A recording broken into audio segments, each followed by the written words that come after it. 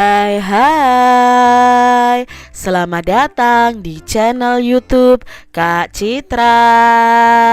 Apa kabar adik-adik semuanya?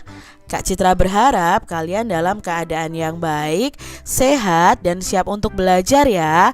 Hari ini kita akan belajar di tema yang baru adik-adik, yaitu di tema 7 kebersamaan, subtema 1 kebersamaan di rumah, pembelajaran yang pertama. Mari adik-adik kita belajar dengan penuh semangat ya. Adik-adik, nanti di tema 7 ini kita akan belajar 4 subtema. Nah, di subtema 1 itu tentang kebersamaan di rumah, lalu subtema 2 kebersamaan di sekolah, ya, subtema 3 kebersamaan di tempat bermain, dan subtema 4 kebersamaan di tempat wisata. Adik-adik, Siti tinggal bersama keluarga. Di rumah Siti ada ayah, ibu, Siti, dan Ali. Mereka sering makan malam bersama. Ayah Siti sering bercerita usai makan malam. Siti dan Ali menyukai cerita binatang. Siti anak yang rajin di sekolah. Di sekolah, Siti dan teman-temannya hidup rukun adik-adik. Beberapa kegiatan di sekolah itu dikerjakan bersama. Nah, Siti sering bermain dengan teman. Mereka saling menghormati. Kebersamaan di rumah. Suasana kebersamaan di rumah Siti pada hari Minggu. Nah, ini adalah suasana kegiatan dari keluarga Siti di hari Minggu adik-adik. Ayah, ibu, Siti, dan Ali berada di depan rumah. Siti dan Ali sedang memberi makan ayam adik-adik. Lalu ayah membersihkan solokan, ibu menyapu halaman belakang rumah. Seusai bekerja, mereka makan bersama. Pernahkah adik-adik bekerja bakti dengan keluarga kalian? Nah, adik-adik, ini adalah kebersamaan di rumah Siti. Ayah Siti ini pandai mendongeng adik-adik. Siti sangat suka dengan dongeng. Hampir setiap minggu ayah Siti ini mendongeng. Seusai mendongeng, ayah Siti akan menceritakan isi dongengnya. Banyak sekali contoh yang baik dalam dongeng. Di sini adik-adik, mari kalian dengarkan dongeng yang berjudul Kecerdikan Menumbuhkan Kebaikan. Di sebuah gurun pasir, hiduplah ular dan tikus pasir. Sebenarnya sang ular ini sangat ingin memangsa tikus, sedangkan tikus selalu berusaha mencari akal agar ular tidak lagi berniat memangsanya. Saat itu sang ular sangat lapar adik-adik, padahal ia sedang tidak mempunyai sedikit pun makanan. Sedangkan tikus yang berada tidak jauh dari sang ular sedang asyik melahap makanannya. Sang ular merasa tidak senang melihat kelakuan tikus. Lalu si ular berkata, "Dengarkan ucapanku, wahai tikus yang angkuh. Aku pasti akan mendapatkan tubuhmu yang mungil dan lezat itu." Kata si ular seperti itu adik-adik. Lalu tikus menjawab, "Hei ular, berusaha dan bekerjalah. Jangan hanya berani mengancam. Kalau hanya mengancam, seekor semut pun bisa." Nah, itu ya adik-adik ya, jawabnya tikus. Tikus berani menjawab si ular adik-adik. Sang ular sangat marah mendengar ejekan tikus. Ia lalu kembali ke sarangnya dengan perut yang lapar. Sedangkan si tikus masih lahap dengan makanannya. Waktu terus berjalan, tetapi ular tidak juga menemukan makanan. Ia juga enggan untuk keluar dari sarangnya. Sementara itu, tikus sudah lelap dalam sarangnya.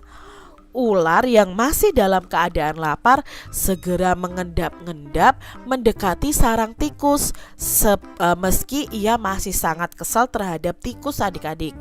Dan kini ular telah berada di sisi tikus yang sedang tidur pulas. "Hei tikus, Aku sudah berada di sebelahmu dan siap untuk menyantapmu, kata si ular. Tikus segera terbangun dari tidurnya. Sambil berpura-pura menguap, ia mulai memutar otak agar bisa lolos dari cengkraman sang ular. Tunggu dulu ular sahabatku. Kalau kau ingin memakanku, kau harus berpikir dulu.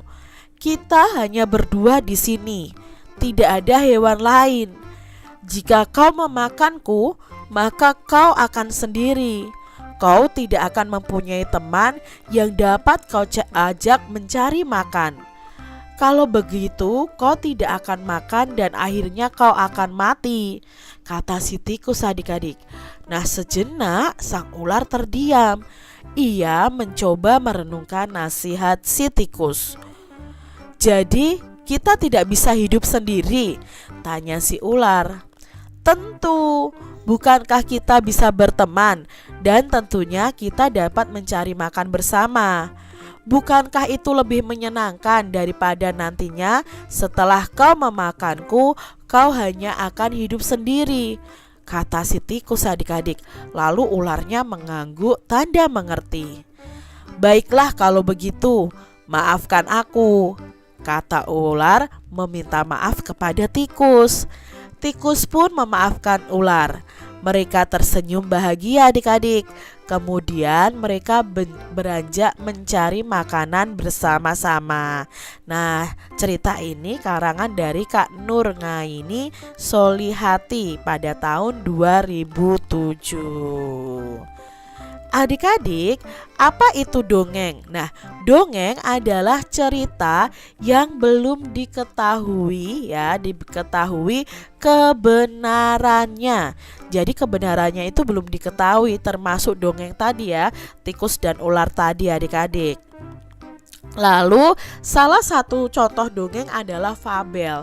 Apa itu fabel? Fabel itu adalah dongeng atau cerita yang tokohnya adalah hewan atau binatang. Nah, dongeng fabel itu ada ciri-cirinya adik-adik. Simak dulu penjelasan berikut ini. Ciri-ciri fabel atau dongeng yang tokohnya binatang itu pasti yang pertama adalah menggunakan hewan sebagai tokoh ceritanya. Lalu tokoh hewan itu memiliki karakter dan sifat seperti manusia. Ular dan tikus tadi kan bisa berbicara, mempunyai sifat seperti manusia. Padahal kenyataannya kalau di sekitar kita tikus dan ular itu kan tidak bisa bicara adik-adik. Mereka juga tidak bersahabat ya, mereka saling makan kalau di dalam kenyataannya. Tapi dalam cerita ini tokoh hewan itu memiliki karakter dan sifat seperti manusia. Lalu cerita fabel itu memiliki alur cerita ya, lalu memiliki pesan-pesan kebaikan di dalam cerita tersebut. Dalam dongeng itu ada unsur-unsurnya adik-adik. Yang pertama, dalam dongeng itu pasti ada tokoh. Tokoh itu yang berperan dalam cerita tersebut. Lalu ada latar. Latar itu apa Kak Citra? Latar itu tempat terjadinya dongeng. Nah, dongeng tadi itu terjadinya di mana? Di gurun pasir adik-adik. Yang ketiga itu ada watak atau sifat dari masing-masing tokoh dalam dongeng. Nah, tadi misalnya kalau ular ya, wataknya itu pemalas karena tidak mau mencari makan ya. Lalu dia wataknya juga iri kepada si tikus. Lalu kalau tikus tadi wataknya apa? Oh, dia itu cerdik ya, banyak akalnya, misalnya seperti itu. Yang keempat adalah amanat.